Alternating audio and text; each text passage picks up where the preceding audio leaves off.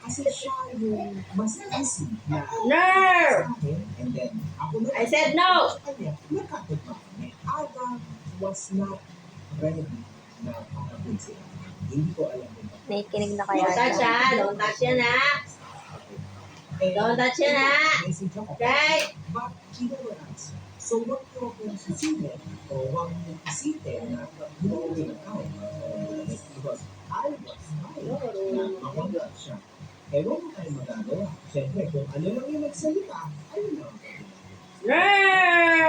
Nandun na tayo sa part na yun na if totoo, okay. If fake, eh, hindi tayo. No! Ako dito, nakausap No, di ba? si Ennis.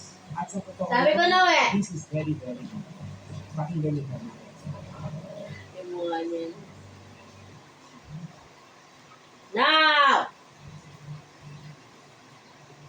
Sabi ko no ha! Kung pakialaman yan.